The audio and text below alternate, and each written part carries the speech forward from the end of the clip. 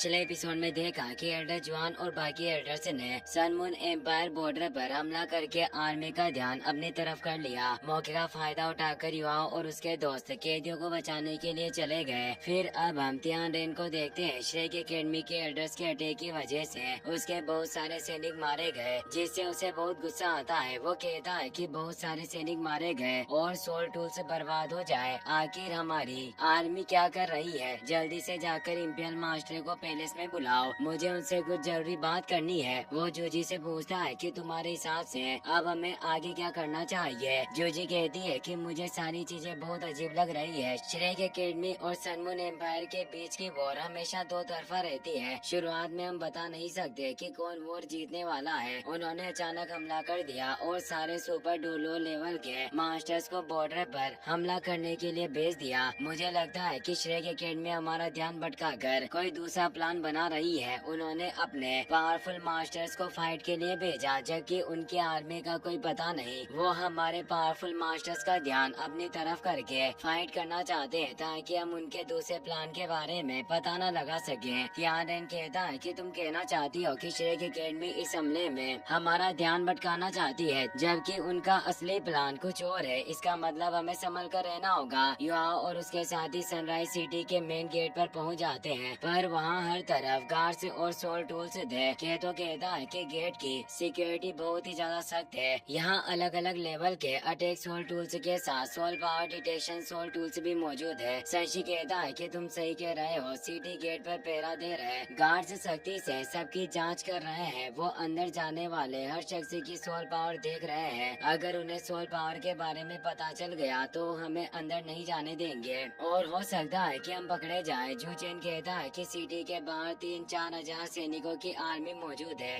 अगर हमने जल्दबाजी में आकर भागने की कोशिश की तो हम जिंदा नहीं बच सकेंगे। केतो कहता है कि अभी के लिए soul power detection soul tools हमारे लिए बहुत ही ज्यादा खतरनाक है। ये सोल टूल्स इतने अच्छे हैं कि जरा सी सोल पावर का भी पता लगा सकते हैं। युवाओं कहता है कि तुम सब भीड़ के साथ सिटी गेट की तरफ जाओ, मैं soul power detection soul tools से बचने का रास्ता ढूंढता हूँ। गेट गार्ड को केतो और उसके साथियों पर शक हो गया, इसीलिए वो उनके पास आकर उनसे पूछताछ करने लगता है। केतो कहता है कि मैं मिंगदू सिटी से ऑरेंज बेचने के लिए यहाँ आए हैं। क्यों बहुत ही ज्यादा डर रही थी। उसे देखकर गार्ड काफी हैरान था, इसीलिए वो सबसे पहले उसे डिटेक्शन सोल टूल के पास बुलाता है। क्यों इसे बहुत ही ज्यादा घबरा गई। वो गार्ड को बेवकूफ बनाने के लिए प्यारे तरीके से उससे बातें करने लगती है, मगर गार्ड उसके जाल में नहीं फंसता और उसे डिटेक्शन सोल टूल के पास भेज देता है। क्यों के गेट पार करने से पहले युवाओं सिटी गेट से दूर एक ब्लास्ट कर देता है, जिस वजह से सब लोगों का ध्यान उस तरफ चला गया और वहाँ अफरा तफरी मच जाती है। सिटी गेट बंद होने वाला था। मौके का फायदा उठाकर केतो और उसके साथी अंदर चले जाते हैं। युवाओं पीछे रह गया था। क्यों इससे काफी घबरा गई। वो पूछती है कि आखिर युवाओं कहाँ रह गया। वो अकेले डिटेक्शन सोल टूल से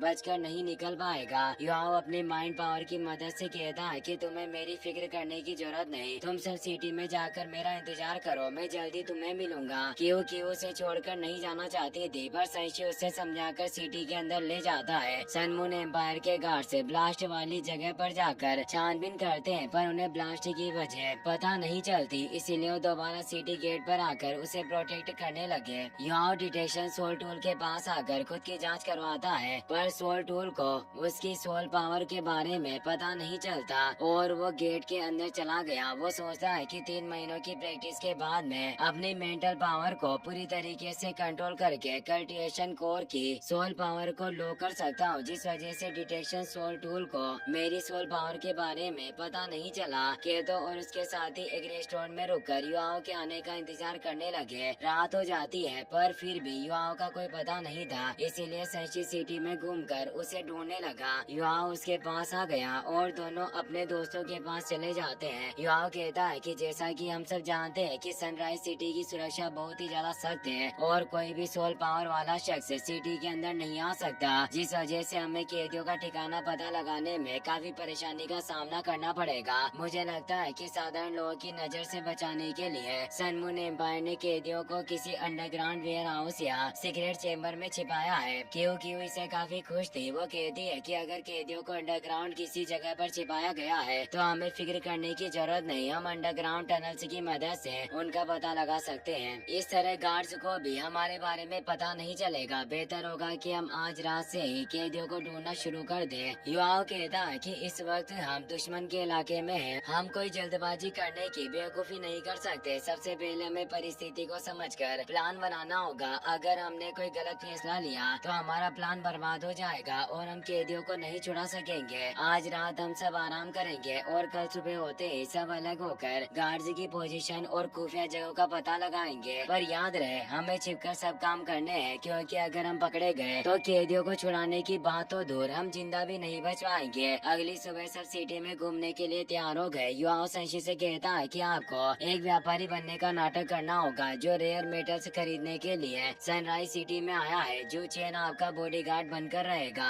आप दोनों को सिटी के नॉर्थ पर नजर रखनी है। वो खेतों से कहता है कि आपको ये गुई के साथ मिलकर एक ऑरेंज सेलर बनने का नाटक करना है। आप पूरी सिटी में घूमकर गार्ड्स की पोजीशन पर ध्यान रखना। अगर आपको कुछ भी अजीब लगे तो तुरंत हमें खबर देना। मैं क्यू के साथ मिलकर आर्मी डिफेंस कैंप में जाकर उनकी खुफिया जानकारी निकालने की कोशिश करूंगा। अगर मुझे कुछ भी खास पता चलता है तो मैं तुरंत सबको खबर दूंगा। वो क्यू के साथ आर्मी कैंप की तरफ चला जाता है। क्यू से कहती है कि क्या हम दोनों को दोनों पार्टनर बनने का नाटक करना होगा, मगर मैं तुम्हारा हाथ पकड़कर नहीं घूम सकती, क्योंकि अगर किसी ने मुझे तुम्हारे साथ देख लिया और भविष्य में जाकर मेरी शादी नहीं हुई तो मैं क्या करूँगी। उसकी बेवकूफी भरी बातों से युवाओं को काम करने में परेशानी हो रही थी, इसीलिए उसे ये गुई के पास भेज देता है। जो चैन एक आदमी को रोककर उससे होली स्पिरिट चर्च के बारे में पूछता है, मगर उस आदमी को होली स्पिरिट चर्च के बारे में कुछ नहीं पता था। अचानक सिटी गार्ड्स वहाँ जाते हैं, पर उनके देखने से पहले जो चैन वहाँ से चला गया। क्योंकि सिटी गार्ड्स का ऑटोग्राफ लेने का नाटक करके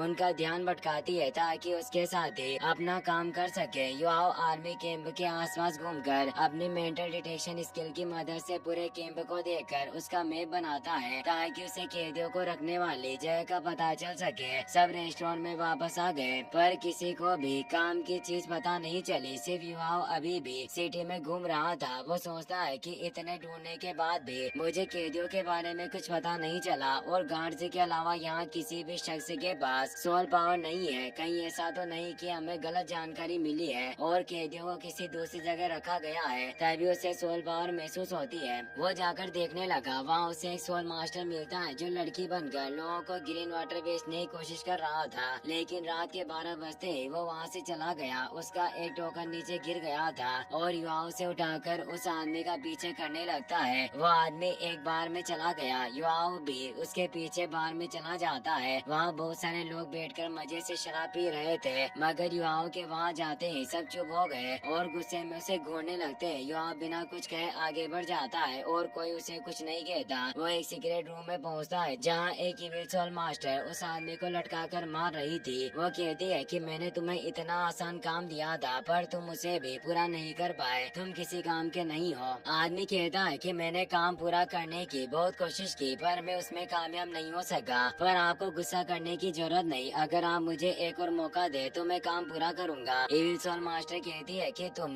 कुछ नहीं कर सकते और मुझे नहीं लगता कि अब तुम मेरे काम आ सकोगे। क्यों ना मैं तुम्हारी बलि देकर अपने मार्शल सोल की पावर बढ़ा लूं। युवा कमरे के बाहर खड़ा होकर चुपचाप उनकी बातें सुन रहा था, लेकिन इविल सोल मास्टर को उसके बारे में पता चल गया। युवा वहाँ से भागने की कोशिश करता है, पर वो इविल सोल मास्टर भी उसका पीछा करने लगी। युवा सोचता है कि अगर मैंने यहाँ इससे फाइट करने की गलती की तो सिटी डिफेंस गार्ड्स का ध्यान हमारे ऊपर आ जाएगा और हम सब पकड़े जाएंगे। बेहतर होगा कि मैं इसे किसी सुनसान जगह पर लेकर जाऊं जहां कोई हमें देख ना पाए। इविल सोल मास्टर अपने वीर से उस पर हमला करने की कोशिश करती है, मगर युवा उसे बचते हुए उसे सुनसान जगह पर ले आया। मैं तुमने अलग अलग सेट के कैदियों को कहाँ छिपा कर रखा है। इविल सोल मास्टर समझ जाती है कि युवा जानबूझकर उसे वहाँ लेकर आया। युवा अपने 5 सोल रिंग से एक्टिवेट करता है, जिन्हें देखकर इविल सोल मास्टर हंसने लगी। वो कहती है कि तुम सिर्फ सोल किंग हो और तुम मुझे मारने के लिए एक सुनसान जगह पर लेकर आए। वो अपने 8 सोल रिंग से एक्टिवेट कर लेती है। युवा इससे काफी हैरान था।